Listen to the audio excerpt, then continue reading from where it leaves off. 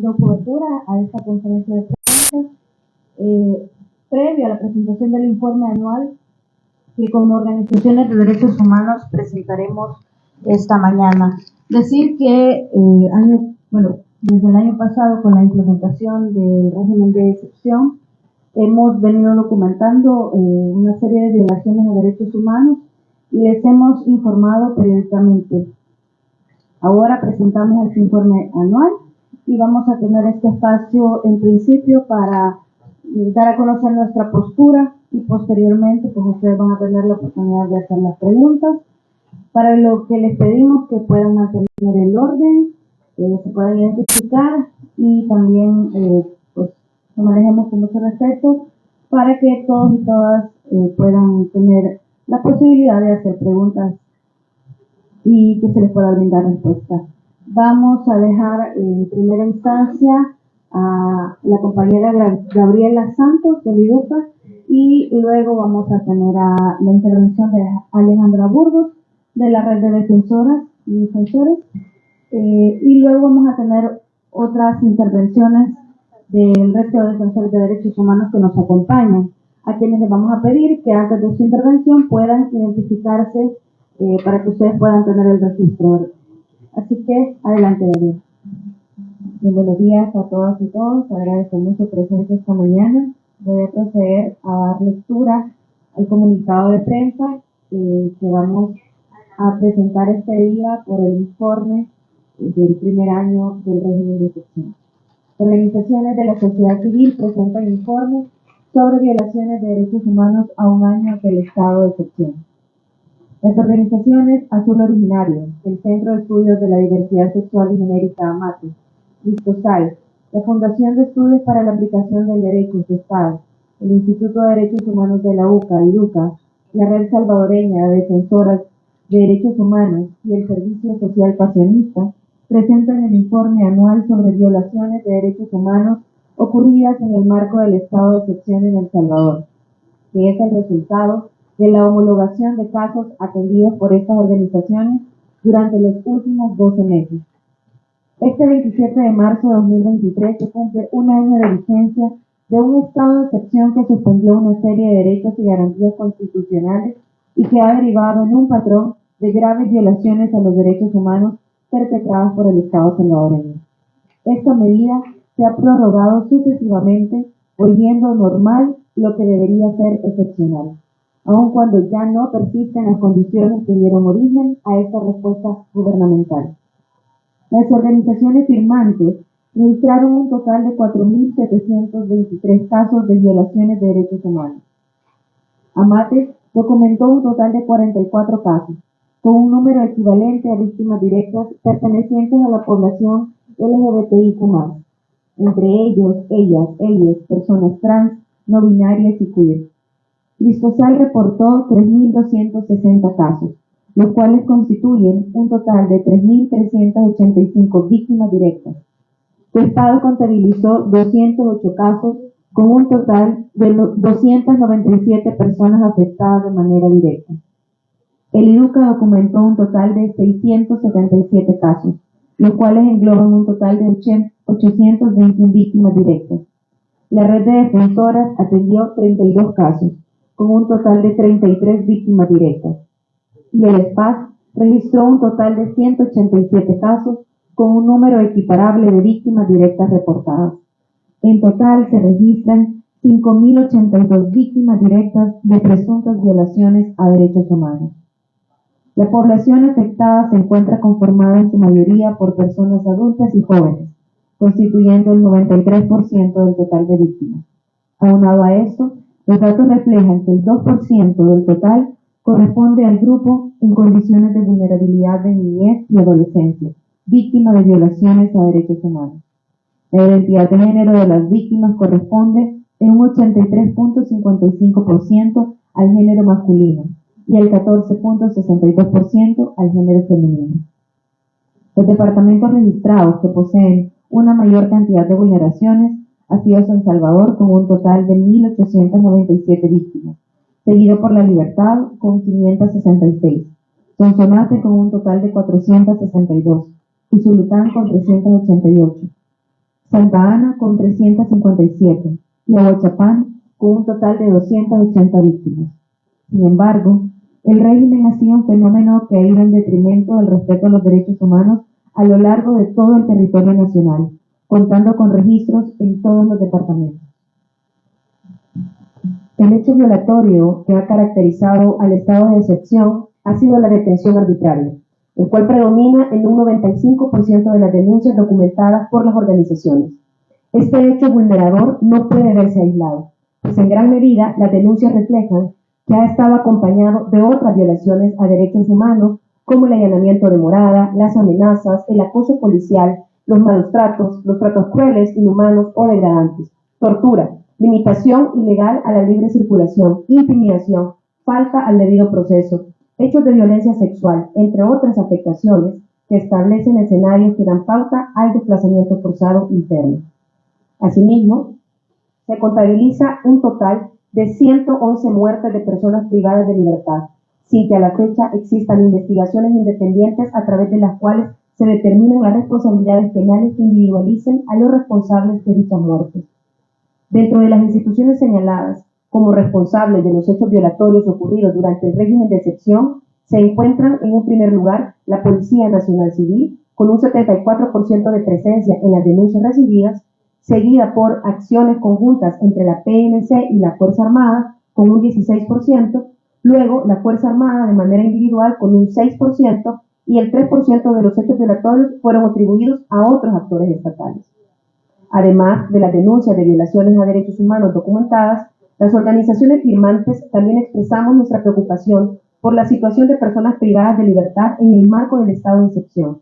Hasta la fecha, se calcula un total de 101.558 personas privadas de libertad, contando con una capacidad instalada para solo 69.363, lo cual ha generado una tasa de personas privadas de libertad de 2.303 por cada 100.000 personas adultas, conformando un 2% de la población total del país y convirtiendo a El Salvador en el país con la tasa más alta en el mundo. Como organizaciones de derechos humanos, hacemos un llamado al Estado salvadoreño para que dé fiel cumplimiento a sus obligaciones de respeto y garantías de los derechos humanos, que brinde un abordaje integral, diferenciado y oportuno a las víctimas pertenecientes a grupos y colectivos en condiciones de vulnerabilidad, que garantice el acceso a la salud de las personas privadas de libertad, así como también que investigue diligentemente las muertes de estas al interior de los centros penitenciarios, que dé cumplimiento al debido proceso y se derogue el estado de excepción y se reforme el cuerpo normativo correspondiente para la adecuada aplicación de estándares internacionales de los cuales es firmante. Hacemos un llamado especial al Estado salvadoreño para que investigue, repare y restituya los derechos de las personas afectadas injustamente, garantizando la no repetición de estos hechos. Bueno, vamos a abrir entonces el espacio para que puedan hacer sus preguntas y pueden identificarse y hacerla por este medio.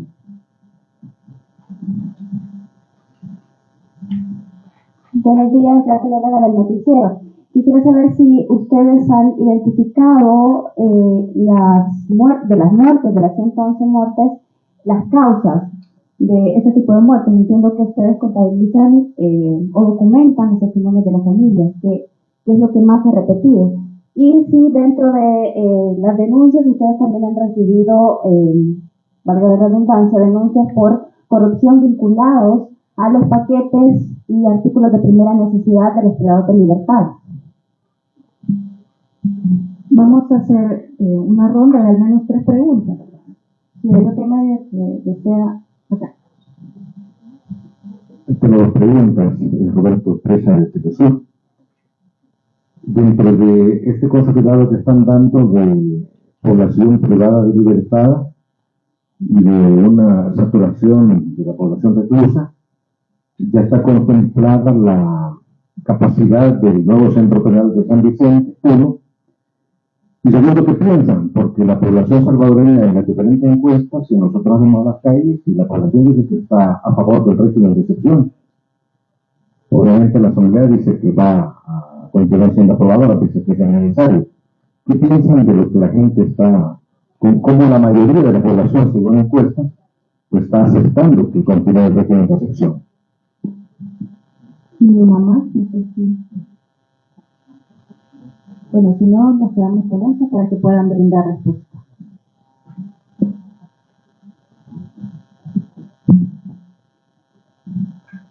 Hola, buenos días. Muchas gracias por asistir a esta conferencia. Respecto a la situación de personas privadas de libertad, antes de continuar quisiera señalar de que en ese momento estamos brindando esta conferencia de prensa para los medios de comunicación, pero a las 10 de la mañana vamos a presentar el informe elaborado con mucho más detalles sobre los elementos que hemos presentado en el comunicado de prensa, por si alguno de los medios quiere acompañarnos también a esa presentación. Respecto a la situación de personas privadas de libertad, lo que hemos identificado tanto en los casos que hemos registrado como denuncias, como a través de un monitoreo de medios de comunicación, donde se han registrado 102 casos de personas que han muerto bajo custodia del Estado, es de que la mayoría de estas presentan signos de muertes violentas. Es decir, aunque la mayoría de las causas no está determinada en los medios en el registro que se ha tenido de medios de comunicación, porque las investigaciones no se han podido realizar o porque al final se presenta un tipo de muerte generalmente por condiciones cardíacas o por problemas respiratorios o de enfermedades crónicas. Estas muertes no necesariamente están investigadas y muchas veces vienen con otros signos de violencia que parece haber sido generado dentro de la detención. Entre ellos, por ejemplo, estrangulamiento, quebraduras de costillas, heridas de abdomen y cabeza, incluso en reportes oficiales de las mismas autoridades. Y casos donde la causa de muerte se había catalogado como edema pulmonar, por ejemplo. Entonces aquí hay una dificultad porque no se tiene mucha claridad sobre las causas de la muerte, aunque a la familia se les informe sobre una causa específica. Muchas de estas familias son amenazadas o se les advierte que no abran el ataúd o que no pidan una revisión de los cuerpos. Estos cuerpos tampoco han tenido una autopsia que se les ha presentado a las familias, por lo tanto no hay forma de comprobar la causa de muerte. Y por tanto, esa es una de las preocupaciones principales de las organizaciones de sociedad civil. Las organizaciones que estamos aquí presentes, la mayoría de ellas, también hemos presentado un informe sobre muertes bajo custodia del Estado al relator especial sobre ejecuciones extrajudiciales, arbitrarias y sumarias de Naciones Unidas, y esperamos que ese informe también sea retomado en el informe especial que va a publicar a mediados de este año, ese relator. Por otro lado, respecto a la tasa de personas privadas de libertad y la sobrepoblación, con la tasa que hemos presentado en el comunicado ya se está tomando en cuenta, más bien con la capacidad instalada en la cantidad de personas que se encuentran detenidas, ya se está tomando en cuenta también la capacidad supuesta que tiene el nuevo centro. Sobre el centro en particular, solo detallar de que, aunque en teoría va a representar un incremento de 40.000 cupos de los 29.300 con los que contaba el Estado salvadoreño, esto llega a un poco menos de 70.000 espacios. Nuestros cálculos es que pueden haber más de 100.000 personas detenidas, sobre todo con las últimas declaraciones del ministro de esta mañana, que ya subió la cifra de detenidos a 66.417, y con esas proyecciones sigue habiendo una sobrepoblación y una incapacidad estatal para sostener a las personas privadas de libertad. Y queremos recalcar que el centro de confinamiento tampoco resuelve los problemas de hacinamiento que ya está teniendo los centros penitenciarios en El Salvador. Incluso este centro está diseñado no para la rehabilitación, sino para el hacinamiento. Nuestros cálculos es de que en cada celda puedan albergarse hasta 120 personas, en unas celdas que son 100 metros cuadrados por cada celda, y eso puede implicar menos de 1 metro cuadrado por persona. Los estándares internacionales señalan de que debería de haber como mínimo 4 metros cuadrados por persona. También conocemos de que este centro no cuenta con espacios de esparcimiento abiertos, donde no tengan que estar encerradas las personas privadas de libertad. Por lo tanto, insistimos, no solo este centro de confinamiento no cumple con los estándares mínimos de derechos humanos y de albergue de personas privadas de libertad, sino que también están destinados a castigar y a torturar a las personas que se encuentran detenidas. No sé si alguien quiere aportar sobre la percepción.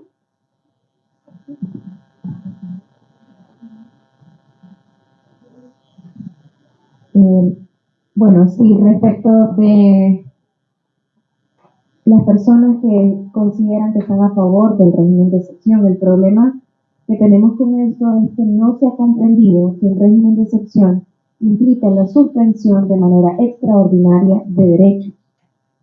No es una política pública y no es una política que podemos entender que debe ser permanente en el tiempo.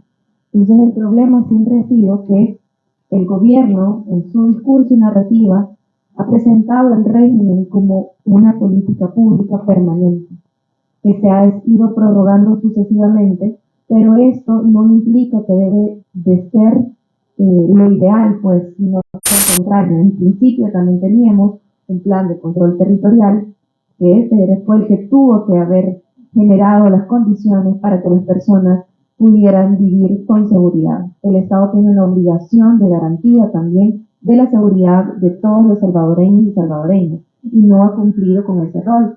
También es importante mencionar que según investigaciones periodísticas y lo que mencionó el Departamento de Justicia de Estados Unidos, el alza de homicidios de hace un año fue porque se terminó la tregua, una posible tregua con las pandillas. Entonces, esta ha sido una medida que ha tomado el gobierno como respuesta a ese rompimiento de esa presunta tregua. Entonces, nuevamente, ¿cómo ha respondido el gobierno ante una alza terrible de homicidios? Con la suspensión de derechos, que tenía que atacar esta parte, pero de manera temporal, sabiendo que había una estricta necesidad para cumplirlo, pero ya luego, una vez esa alza de homicidios baja, entonces tenía que suspenderlo y ya no continuar con la prórroga sucesiva de este régimen de excepción. Entonces, sí hay una necesidad real de la población salvadoreña de poder tener seguridad en sus comunidades, y eso es sumamente legítimo, pero la forma no es a través de un régimen de excepción, es decir, que se suspendan los derechos, y que tenemos también detenciones arbitrarias. El Estado no está cumpliendo tampoco con distintos estándares internacionales de protección de derechos humanos que necesita tener en cuenta. Es su responsabilidad y obligación también tomar en consideración todos esos estándares. Y por tanto no podemos señalar que los derechos humanos son transables. Es decir, vamos a tener seguridad en las comunidades a cambio de la violación de derechos humanos de personas inocentes. No podemos sostener que el régimen de excepción es una medida idónea para contrarrestar la situación de violencia en El Salvador. Sí, bueno, Gonzalo Montano de Amate El Salvador. Igualmente, el hecho que las organizaciones y nosotros estemos acá sentados y sentadas es porque tenemos ciertamente una preocupación, que esa preocupación está principalmente enfocada, ¿no?, en las injusticias cometidas hacia la población salvadoreña, aquella que es inocente, y que, como ya se decía dentro del comunicado, el régimen de excepción no es una política pública, ¿no?, sino que esta es una medida extraordinaria que se utilizó en su momento en un contexto en el cual se provoca, ¿no?, una ruptura entre de lo que se menciona, los diálogos entre el gobierno y los grupos al margen de la ley o las pandillas. Entonces, nosotros, nuestra preocupación es justamente a esas afectaciones que se han generado en la población inocente, como por ejemplo la pérdida de los ingresos familiares a las personas, ya que principalmente se ha detenido a la persona que es proveedora. Igualmente, los gastos que este régimen ha generado en las familias, porque estar costeando la alimentación, el cuidado y la higiene de una persona privada de libertad son gastos bastante altos.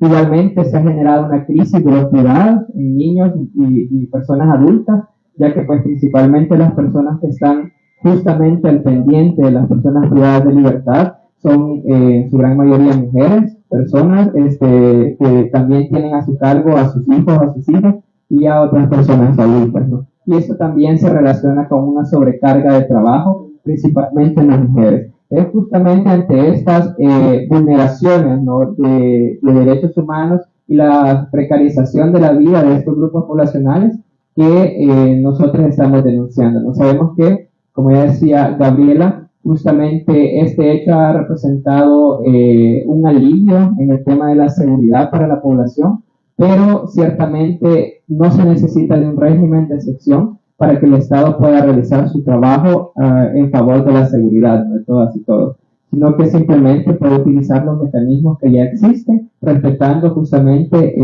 el marco de los derechos humanos.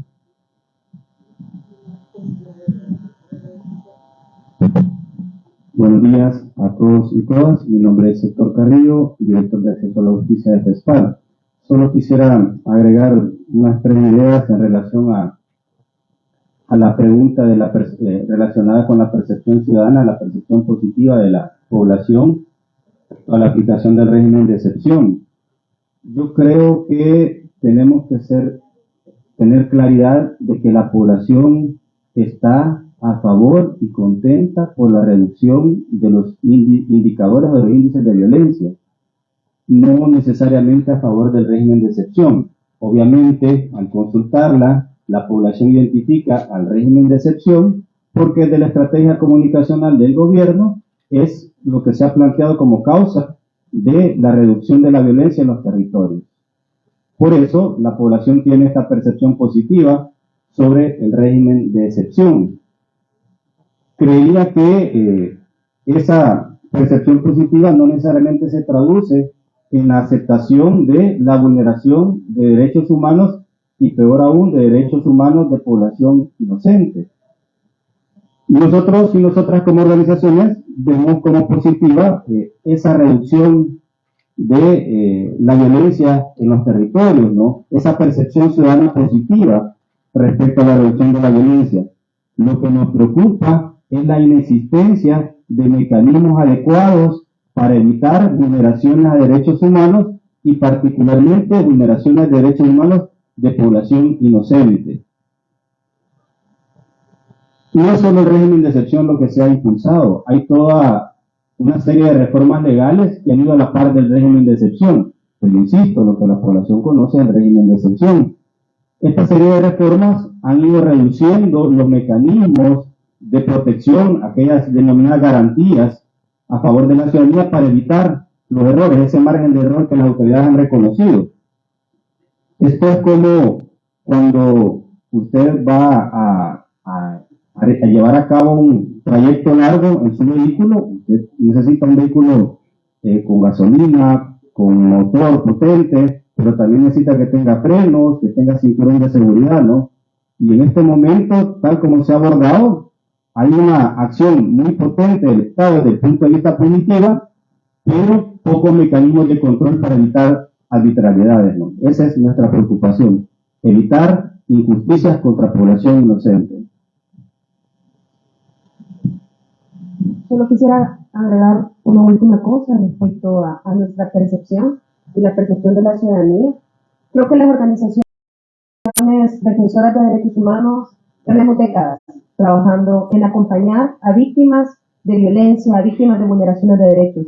Y nuestra posición nunca ha sido ni va a ser contraria a la defensa, a la protección de derechos humanos. Y en ese sentido, muchas de las cosas que están sucediendo en el marco del régimen de excepción es que una sola persona que fuese inocente y que esté detenida en el marco del régimen de excepción valdría la pena para que desde el Estado se revisasen las prácticas que se están cometiendo. Y no estamos hablando de una persona, estamos hablando de más de 5.000 casos, 5.082 casos reportados y documentados por las distintas organizaciones.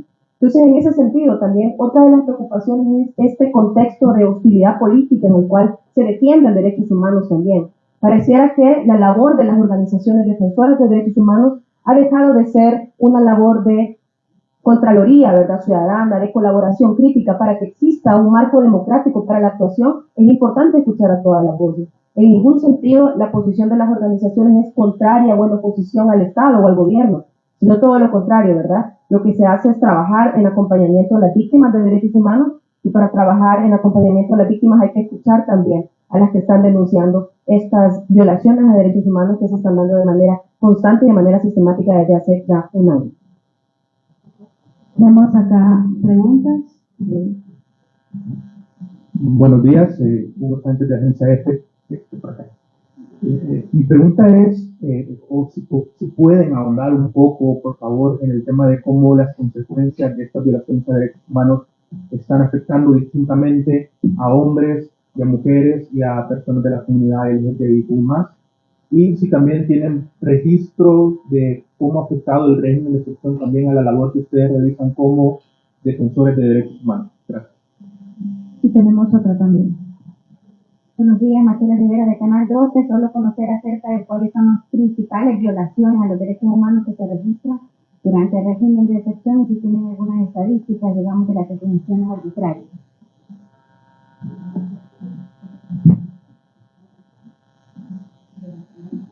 ¿Hay otra pregunta más? Y si no, continuamos con esta. Sí, bueno, en el caso de consecuencias de las vulneraciones de derechos humanos, ya decíamos, ¿no?, en el comunicado que una de las principales son las detenciones arbitrarias, igualmente las amenazas, los tratos crueles, la intimidación y el mismo ejercicio de la violencia sobre los cuerpos de las personas que han sido detenidas, ¿no? Igualmente mencionábamos el tema de la crisis de cuidados, que eso hay que ponerle cuidado porque son mujeres justamente las que están sobrellevando toda esta carga extra que se ha impuesto sobre ellas. Igualmente la pérdida de ingresos a sus familias. En el caso de la población LGBTI, que son los casos que como Mata El Salvador hemos estado registrando, registramos que en el caso del régimen de excepción se han ensañado principalmente con los cuerpos de las mujeres trans. La gran mayoría de personas afectadas o que han sufrido una vulneración de derechos humanos son mujeres trans. Tenemos al menos 13 mujeres trans registradas que han sufrido cualquiera de todo este tipo de efectos, ¿no? Violencia física. También algo que hay que señalar, que en el caso de las mujeres trans no se está respetando su identidad ni su expresión de género. Principalmente se vuelve un acto de mayor vulneración porque al momento de ser detenidas se encierran con otros grupos de personas que principalmente son hombres y están expuestas, ¿no?, a el peligro de sufrir un abuso sexual o la misma violencia, ¿no? Igualmente tenemos hombres gays, deciden dentro de la vulneración de derechos humanos de este régimen, hombres trans, mujeres lesbianas, que también son 7 mujeres lesbianas, que esto es bien característico porque la mayoría también no ven sus viviendas como un espacio seguro, ¿no? Porque también donde han ocurrido los hechos es importante y los primeros espacios en los cuales sucede es en la calle, es decir, en sus mismas colonias, en los pasados y también dentro de sus mismas viviendas. Entonces las viviendas no están representando un espacio seguro para ese grupo poblacional.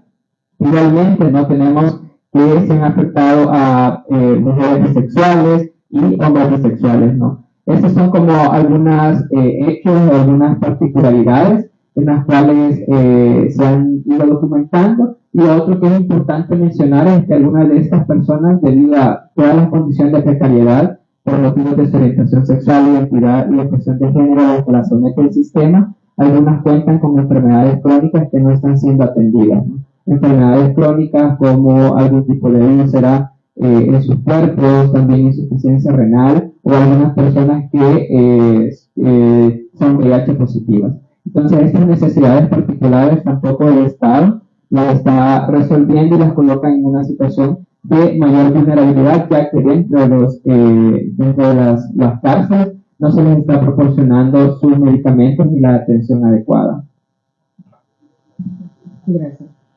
Brindamonte Cristosal. Bueno, yo quiero agregar un apartado adicional a la pregunta que estaba respondiendo Gonzalo, que también es la estigmatización de juventudes. Tenemos varios casos de personas jóvenes que no necesariamente son capturadas, pero sí hay un proceso de hostigamiento e incluso de lesiones y de tortura estando fuera de los centros penitenciarios. Y usualmente los victimarios, bueno, son obviamente agentes de seguridad del Estado y en muchos casos son específicamente miembros de la Fuerza Armada. Entonces eso también es una forma adicional de estar en este proceso de vulneración de derechos y no necesariamente luego de convertirse en una persona detenida. En cuanto a las vulneraciones en general, más adelante se va a presentar un poco más detallado, pero sí me gustaría mencionar algunas de las características. En primer lugar, la violación al derecho a la libertad, que están las detenciones arbitrarias, que son cerca del 90% de los casos que se han recibido desde las organizaciones presentes. Tenemos también las muertes en privación de libertad, que como se estaba mencionando anteriormente, que son 111 denuncias que se han recibido. Violación al derecho a la integridad, específicamente el tema de las amenazas y el trato humano, crueles, inhumanos y degradantes. Aquí también tenemos casos de uso excesivo de la fuerza y también de lesiones. Y luego tenemos la violación a la seguridad personal, el acceso a la justicia, que evidentemente la característica principal es la falta del debido proceso en casi todos los casos, hostigamiento e intimidación. La violación a la libertad sexual, particularmente los casos de acoso sexual y violación, que también esto tenía mucha relación con la pregunta anterior, que estamos hablando que hemos recibido varios casos de que luego de la detención de alguien o de las personas cuidadoras de niñas, niños y adolescentes, luego los soldados llegan a hacer un tema de acoso sexual a las personas que quedan en los hogares. Luego tenemos la violación al derecho a la propiedad, que es específicamente el tema del allanamiento a morada. Y también hemos tenido varios casos de secretividad de procesos de estigmatización por tatuaje. Solo me gustaría agregar algunos datos respecto a las personas defensoras de derechos humanos detenidas durante el año 2022. Hasta diciembre de 2022, el dato que teníamos era 31 casos de personas defensoras detenidas, siendo estas un 93.5% de sexo femenino y un 6.5% de sexo masculino. El rango etario es que la mayoría de ellas, el 48.4% está arriba de los 42 años, 32.3% entre 31 y 41 y un 19.4% entre 18 y 30 años. Además, dentro de las características, bueno, hay que decirlo, el 95% de los casos reportados, ¿verdad? En estos 5.082 casos de los cuales estamos dando cuenta, se encuentra la detención arbitraria como una característica.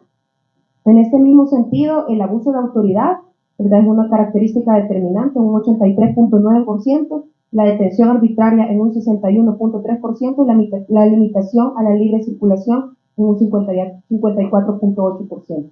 Solamente en referencia a los 31 casos reportados hasta diciembre de 2022 de personas defensoras detenidas. Esto pues hay que agregarle todo el estigma, ¿verdad? Y el ambiente de hostilidad que implica defender derechos humanos. ¿Quiénes son las personas defensoras de derechos humanos? Son las líderes, las lideresas comunitarias, personas que organizan su tiempo, ¿verdad? Y la propia forma de ganarse la vida para poder acompañar a que sus comunidades tengan acceso a derechos fundamentales. Entonces, precisamente de eso estamos hablando, ¿verdad? Cómo el régimen de excepción también puede ser utilizado para estigmatizar, para criminalizar y para callar aquellas voces que se coloquen como voces críticas, ¿verdad? O que se llamen en oposición a aquellas prácticas arbitrarias y de violencia del Estado. Solamente quisiera añadir también una cosa más. Como mencionaba, la violación de derechos humanos tiene impactos diferenciados para las distintas poblaciones y ya comentamos sobre mujeres, comunidades LGBTI, personas defensoras, y también hay un impacto fuerte para niños y adolescentes.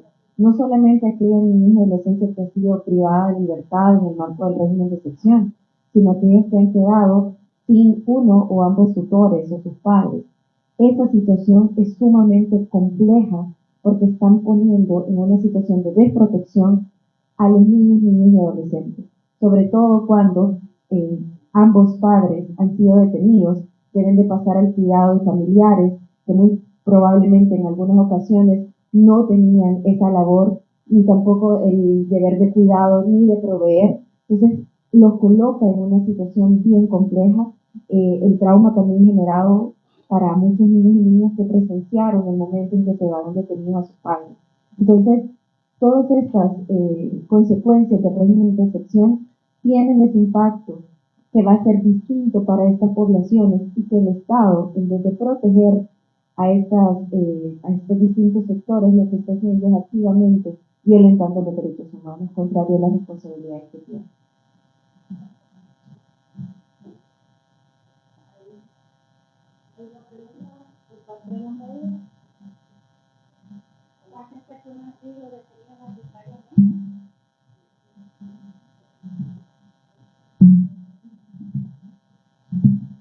De acuerdo a nuestros datos, y los datos son hasta el 15 de marzo, hay 4.825 personas. ¿Eso sería algo más que quieras consultar? Perdón, sobre las detenciones arbitrarias. Esas son las denuncias que las organizaciones hemos recibido. Pero hay un discurso de estigmatización hacia las personas que son detenidas, donde se presume culpabilidad. Esto va en contra de todas las normativas nacionales e internacionales. Todas las personas detenidas tienen el derecho de que sea garantizado el principio de presunción de inocencia. Incluso hoy una diputada de Nuevas Ideas hablaba de que aquí se presume culpabilidad y no necesariamente inocencia. Y eso va en contra de la normativa nacional e internacional. Entonces también es importante no caer en cuenta en esta lógica estigmatizante de las personas detenidas, donde realmente las personas deben comprobárseles que hayan cometido un delito e individualizar esa responsabilidad. Muchas de las personas detenidas en el marco del régimen de excepción se ha hecho bajo la figura de agrupaciones ilícitas y asociaciones terroristas. Quizá una de las cosas más graves de este régimen de excepción no solo es la suspensión de los derechos fundamentales de la Constitución, sino las reformas que acompañaron este régimen de excepción y que pueden, o sea que por el momento, independientemente de si continúa o no el estado de excepción, las reformas van a continuar y van a poderse aplicar de la misma manera. Esas reformas han hecho de que las personas detenidas se mantengan en detención provisional, en prisión preventiva, sin mayor prueba sobre el cometimiento de un posible delito por su parte. Esa es una de las principales preocupaciones también de las organizaciones de sociedad civil, ver que la mayoría de la gente denuncia no solo una detención arbitraria, sino la ausencia casi total de pruebas en su contra, donde no se ha individualizado el cometimiento de un delito y donde los testimonios de acusación de policías muchas veces no están fundamentados y no tienen pruebas contundentes para mantenerlos en detención. Sin embargo, las reformas legales hacen que los jueces y jueces mantengan a esta gente detenida independientemente de la carga de prueba que se haga en su contra. Solo en relación a eso, de las detenciones, yo solo quisiera hacer ver que estamos reportando 4.723 casos. Hay que recordar que hace algunos días el mismo ministro de Seguridad hablaba de una cifra de 3.300 y algo de personas que habían sido liberadas en virtud de que su captura no tenía ningún fundamento. Él hacía cuenta de las personas liberadas, una cantidad que, bueno, él hablaba de 3.300, nosotros 4.000. Lo que quiero destacar es que al final este informe representa un aporte en el tema de seguridad que debiera ser retomado por las instancias de seguridad pública de este país. No se puede poner en tela de juicio de que hay errores, las mismas autoridades los han cometido. Pudieran ser 3.300 como lo dice el ministro, pudieran ser 4.723 como decimos nosotros, o pudieran ser más porque hay datos que no nos llegan a nosotros incluso, y que obviamente las autoridades no tienen conocimiento. Entonces, hacer esta sistematización, presentar este informe, es una herramienta en materia de seguridad y de esa manera debiera ser visto por las autoridades y debiese llevarles a tomar medidas para incrementar los controles, y esos controles implican, por ejemplo, una amplia labor de la Procuraduría para la Defensa de los Derechos Humanos, dar posibilidad dentro del marco legal a que los jueces puedan valorar los casos de manera objetiva, permitir en los casos que sea necesario otorgar medidas sustitutivas a la detención provisional cuando se trata de una persona que no tiene ninguna vinculación a un hecho delictivo. Esas son el tipo de cosas que se tienen que ir ajustando en materia de seguridad. Bueno, si no hay más preguntas, les agradecemos su presencia y por acompañarnos en esta conferencia de prensa y les invitamos también a la presentación del informe que ya se ha dicho que va a ser a las 10 de la mañana y pues invitarles para que puedan conocer quizás más a detalle lo que hemos abordado en esta conferencia. Muchísimas gracias.